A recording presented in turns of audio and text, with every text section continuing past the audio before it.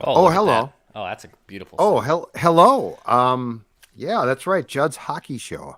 Wow. After an ESPN Plus game that I watched, Declan Goff watched, and so we are Obviously, I here. watched. Oh yeah.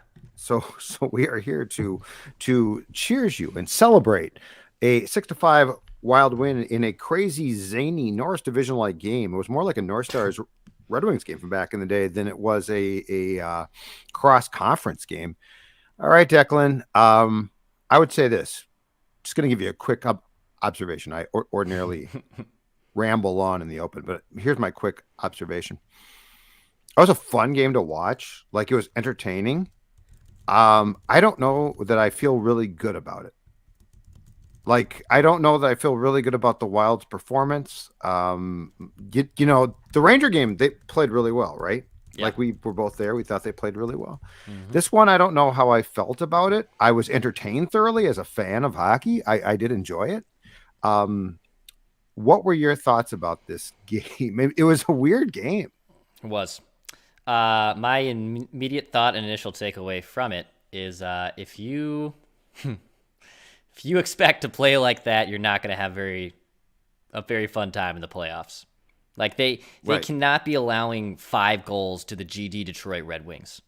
At the like Red Wings are not any good. Detroit's goaltending is a mess. They allowed Well, 9 the other night. The own goal he allows, you get set up for they've basically a gift. to defend them a little bit. They've struggled of late for sure. I think they had won one of like five or six coming into the game. They're not. They had played poorly of late, but that being said, they are an improving team. Like Sure. I don't Sure. disagree with your statement, but they're a better, but they're not a complete like they were awful a year ago. So I But don't know they're awful now. if you're indeed this playoff team that's snapping out of this funk, go in there and kick some ass. Hmm. That's what I want to see. Yeah, you And they did see didn't that. kick their ass. They basically had to chase this game. They Yeah, scored the first goal, and then they give up the lead. And then they look like they're going to finally, all right, they put it away with that big goal from Kirill in the third period. And then you allow this game to go to overtime in a shootout. Goaltending, again, pretty bad. Not a great. We thought Cam Talbot, who looked fine against New York, looked like the old Cam Talbot. You yeah. cannot have any faith in the playoffs, as Stella also disagrees. I can Yep. hear it Stella, jangling in the hold on. She's background here. right. Yep, you got it. Where are you? Come here. You will not Late night. have a very far run in the. Thank you, Stella. She's Far got run in the thoughts. playoffs with Cam Talbot there. Thankfully, Stella knows where I'm coming from here. She's not watching the game, but she still wants to too. There. Okay, Stella. There you go. Thank you. Yeah, I don't disagree with you. I just so I was jotting the goals down. The diving shot by Verana, which was his second goal of the game in the first period, really bugged me because that's a total breakdown. But it's on Cam Talbot, right? Like that's a goal he's got to stop. Yep. So yeah, I'm with you. I don't think Detroit stinks like you do, but I will say this: if that's how you plan on playing, you're right. You're not going to go far, and that's what I'm saying. But this game was fun game to watch. It bothered me though. Like Yes. I want to know. So here's my question: when are the Wild? When is the The Wild? I guess Wild. is when is the Wild going to snap its fingers and get back to how they are supposed to play? Right. Like that's what I want to know. And I can't figure this out. Like the Rangers game, I was like, oh, okay, that's more like it, right? I guess I expect, and perhaps this is on me. I expect them to get back to how they were playing. Mm-hmm. And right now, again tonight, it's like, okay, that's a fun game, but that's not an effective game. I guess any game that has a near and the linesman, I guess they did a good job, but it bothers me. Any game that has a near goalie fight, I'm not going to bash the game. No, that part was entertaining. I like But I that. mean, let the goalies fight. Come Yeah, on, let the goalies fight. just Come on. let nature take its course. But that's my point. It's like this Yeah. whole game. I'm struggling to know when this is going to take a turn for the better permanently. Here's my other problem, Dex. And I know this has been third on our 3-part list of goaltending, center, defense.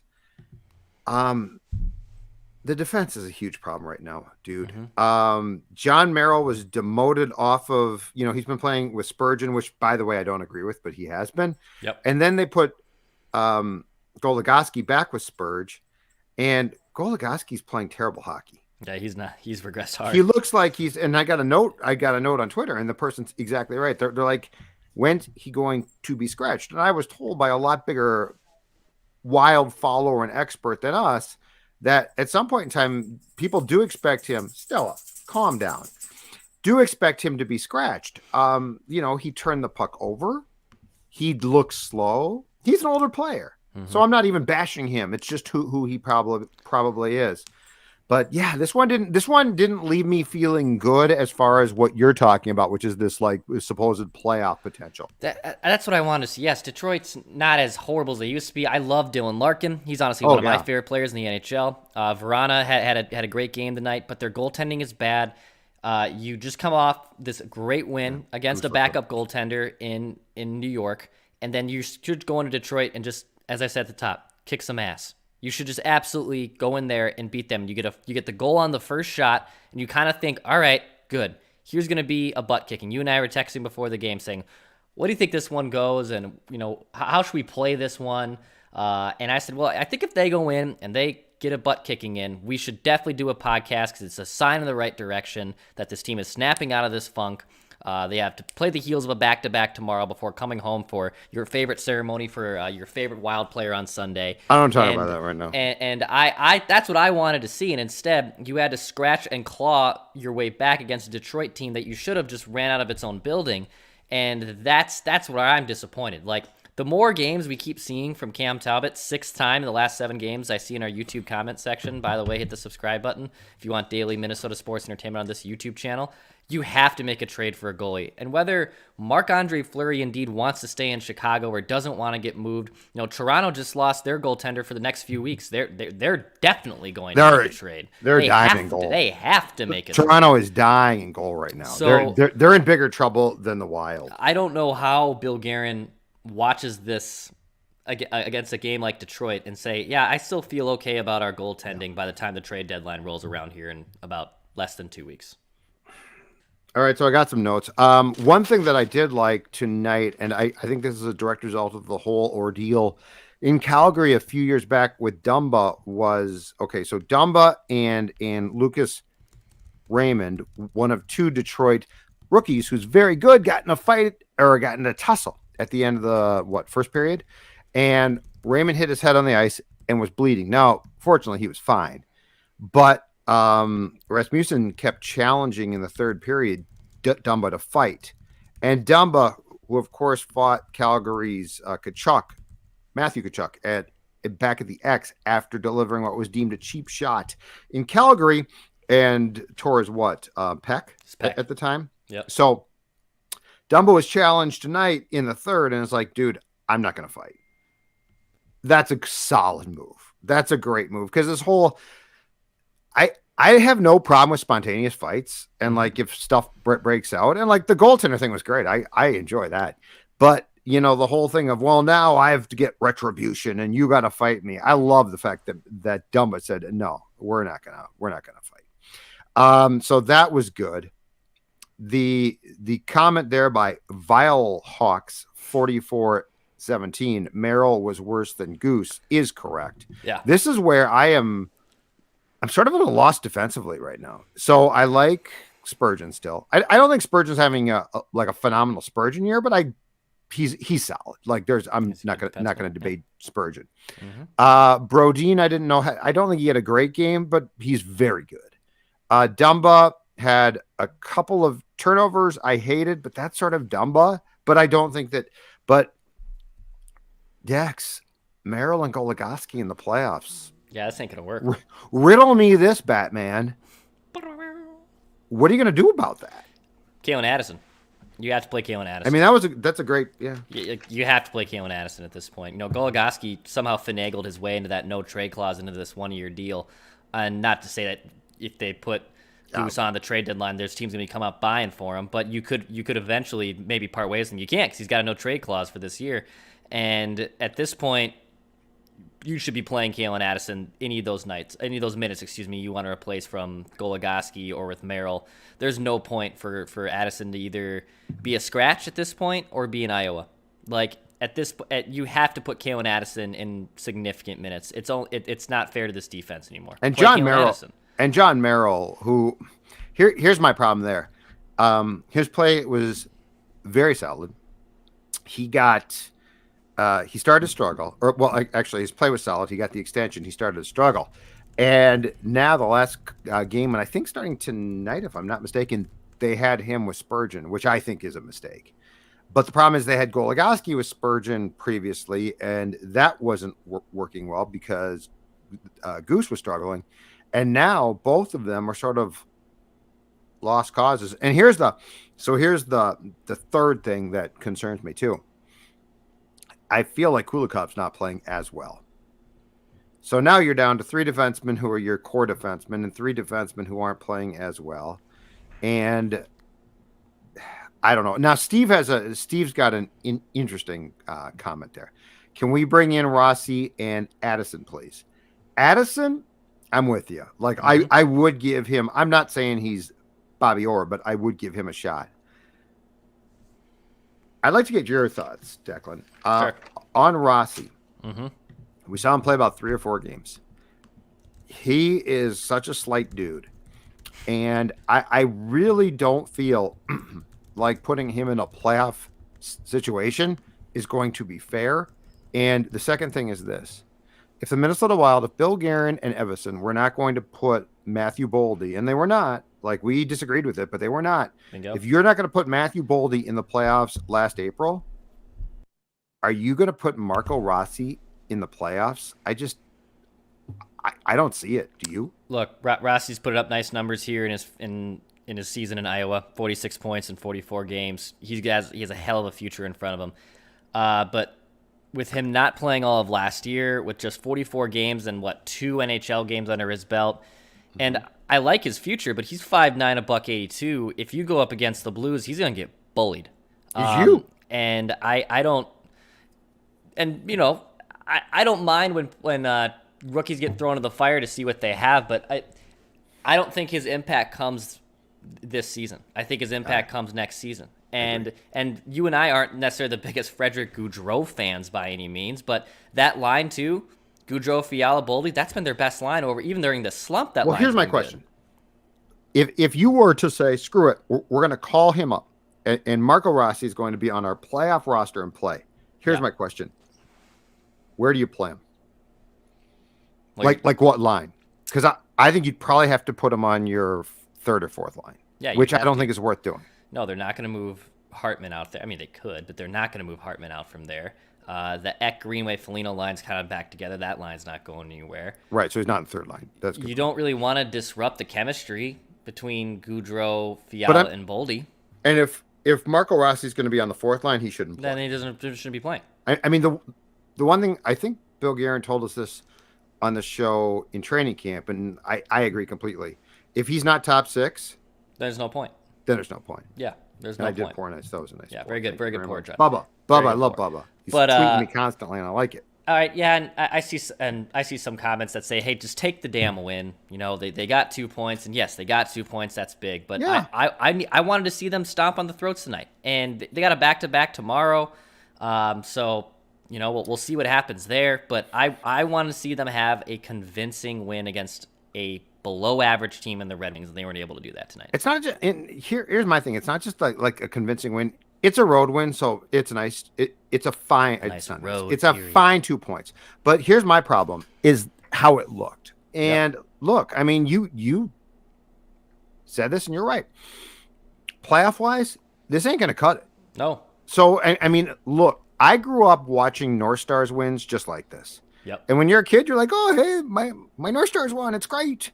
But when you get older, you understand this. If this team's going to make a run, what we've seen, and I've always said this, Dex, if these are one-offs, so like if the Wild have been playing great hockey and tonight they sort of stumbled into a win, I'm like, who cares? Sure. But like we do these shows all the time, and we do that, and we build up enough shows where we know what we're watching. because we got on here after the game at the X against the Rangers a couple nights back, and I think we were very complimentary. Yeah, You know, it was a good game. Yeah, exactly. So we know what we're watching here, and so do the viewers. They're very astute. And when you watch tonight's game, you say to yourself, okay, in my opinion, it's a better Detroit team than it certainly was. But there were enough things that bugged me. Goaltending, I didn't think was great. You can't give up that lead late. Like, so Their penalty kill still stinks. Yeah, and what's going? You know, I mean, that's a great point. What's up with the special teams? Mm-hmm. I mean, how you can't have bad. You can't go into the playoffs with, oh, we just got bad special teams and our goaltending suspect. Boom. You're going to get eliminated. You literally cannot go into the postseason with special teams and goaltending being below average. No, and good offensive teams typically do win hockey games in the playoffs. That's been proven to be a fact. But you will not be able to win a series with penalty kill that's clipping at 65%, which is it's been over the last month, and with below average goaltenders who are allowing 4 to 5 goals a damn game. So it kind of sounds like there's probably fans who are listening to us, who our show, or even ones who are discovering us for the first time, saying, "Why are you guys in the worms of Jim Madison? Why are you so pissy?" It's because I want to see this team come back up and be the team that it was in the first few months of the season.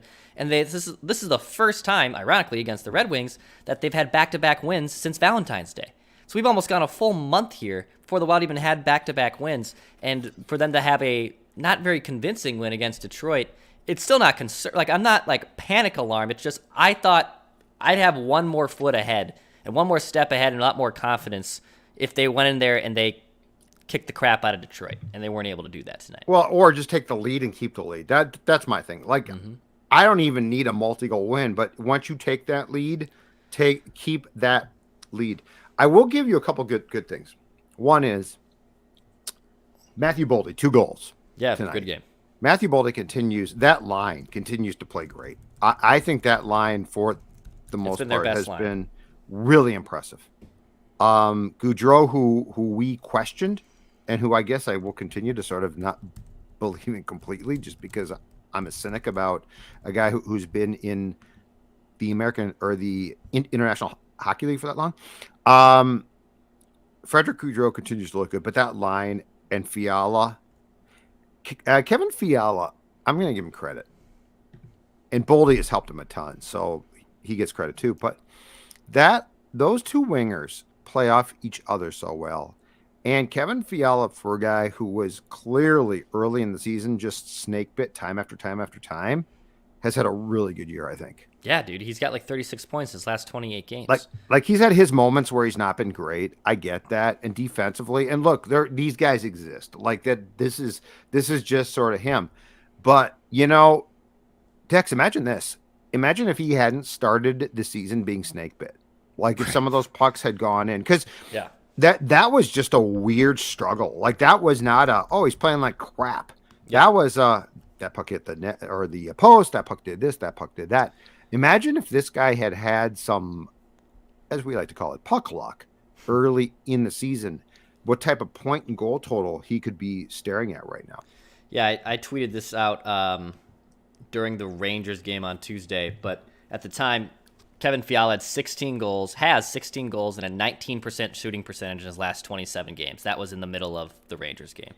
But his previous 28 games to start the season, just 4 goals and a 4.4 shooting percentage. So to your point, I mean, if he was playing even a step up in between these 2 levels of night and day difference, he'd be a point per game player. And he has really helped Matthew Boldy kind of get unlocked there. Like, I'm not saying Frederick Gaudreau is just a placeholder, but Fiala and Boldy have that same type of chemistry that you've seen from Zuccarello and Kaprizov. And I guess kind of the last thought on this is I would say is that top line with Zuccarello and Kaprizov, which has been mostly money, even dating back to last season when they've been together, those 2 are getting way too cute. And Zuccarello, who's shooting the puck a little more than he used to, is still not shooting the puck enough. And you've complained the damn puck. And you've complained about this for a long time. Forever, since he basically got here. You got to shoot the dang puck. I think if that line too would have had a better game, because in that first period of them being too cute, they end up giving up a turnover, and then Detroit goes in and ties the game. That's what I would have liked to see. But you're back to point of Fiala. I mean, yeah, this is who he is, man. He's a game breaker, and when he's on, he's just not as good as Kaprizov, but he is the Robin that is Batman to Kaprizov. And the second thing is that's what I was going to say, and tonight again proves this. Kirill Kaprizov being a superstar is such. I mean, how nice is that? Because Kirill Kaprizov tonight gave the Wild, at least briefly, a 5-4 lead with his 29th goal. And how nice is that to have a player who can do that? How long did this team not have that guy for? Oh my God. The reality is, without Kaprizov, they probably lose. And the reality is, without Kaprizov, they probably lose a lot of games. Having that, and I feel like we're starting to, and I'm speaking for myself too, take it for granted that he just does things that are special. He scores goals that are special. He makes plays that are special. And I do think that it gets easy at some point in time to watch a guy like that and take it for granted. But I mean, that's a special player. And that's the type of player, I guess, as concerned as I am about some things playoff wise. Mm-hmm. I do think a guy like Kaprizov, Declan, gives you a chance. Yep. Like, he's the type of guy who, if you go into overtime in a playoff game, God bless them, they're fantastic. But you're like, okay, who's going to score the winning goal? Kirill Kaprizov, every time the puck touches his tape, you're like, that could be the guy. Exactly. Yeah, he's damn special. He's exactly the player that we've all been waiting for and wanting to see for the longest time. And that's been a godsend. I will say, Judd, as we wrap up here before we say bye-bye, that Livia has been a godsend to you. I mean, it has been your superstar in helping you lose all those pounds. Did I tell you the latest? So you did a weigh-in today. That's right. Today, Minnetonka weigh-in day, Thursdays. I like to do it on Thursdays. So I go and, talk about because I'm in, like, technically what they call the maintenance phase now. Okay. Because I've lost the majority of my weight and I'm in the maintenance phase. But but that's the toughest phase because that's where I have failed previously. I've been on diets 1,000 times. You're a skinny guy. You have no idea what I'm talking about. But guys like me, yo, go up and down. I'll take off weight and I'll be like, I'm back. I've taken off all the weight. Where's the pasta? So today, maintenance phase week 1. Last week, I was at, so my goal is to stay between 200 and 205. Mm-hmm. And I started at approximately 239 or something. So let's just say 240. So 2 weeks ago, 204. Last week, 205. So, like, I'm just going to stay in this range. Today, I'm back 203 pounds. 37 pounds lost. Wow. 37 pounds lost in that maintenance phase, which is a great place to be. But you know what? How did I get there? I got there because the folks at Livia Weight Control Centers have helped me find a program, find a formula, and find a way to get my weight down. And I want you to join me now in what we're calling the 8-week challenge, in which your first 8 weeks are free. And in that first 8 weeks, I lost 26 pounds. Imagine in 8 weeks from now being down 26 pounds. And you're like, I'm feeling good. I'm feeling great. And you know what? Once you're down 26 pounds, you want to keep going. And the best part about this program is they will keep you at your weight loss goal. 855-GO LIVEA, Livia.com. Livia, LIVEA.com. I'm telling you right now, folks, it's not just the weight loss. And they're not called a weight loss center. They're called a weight control center for a reason, because what you and what I want to do, and if I can do it, you can too, control your weight. That is the story. But yes, 203 today, 37 pounds down. I'm very proud. Glad to hear it. Thank you very much. You'll never know that problem until you get old. And even then, I don't think you're going to gain weight, which means I hate you for that. But it's good, Mom. I'm glad for you. Good genes on the mom's side. Hair genes. Good genetics. Body, good health. You got the great hair. All right. That's a wrap for us. Wild back in action on Friday night, and they'll be back in action on Sunday. Judd and I will both be there. We're going to get pennants. We're going to be sitting there with tears in our eyes. Are you coming for the Koivu? Watching. I think I'm going to come. Yeah, actually, I shouldn't say I'm going to be there. I think I'm going to be there. I want to know where the banner. I want to know where. So is it going to hang on the other side of the wall? Right. I just need to have tissues ready on Judd's right side as the single tear. Can we agree on one thing? Rolls down his cheek. If 9 is going to go up, can 1 come down? The number 1. Yeah, literally. There's no reason to retire the 1. Yep. We lost our previous team. Yep. We lost it. We lost it. Why are we being honored? State of hockey. Okay. Just give the one to a State of goaltender. hockey. You're so Just give negative. it to a goaltender. You know what? Jasper Wallstead. I'd give him the one. I'd bring it down from the rafters and I'd give him the one. That's all I got for you. Despite how we feel about high this school win, hockey tournament on 45 we got right tourney now, to watching watch, and of course, when Joe they Schmidt. win, we do talk about it. Listen, you guys know what this is all about, right? Right? What's it all about? Spurgey? Hard work and having fun. That. This is about winning.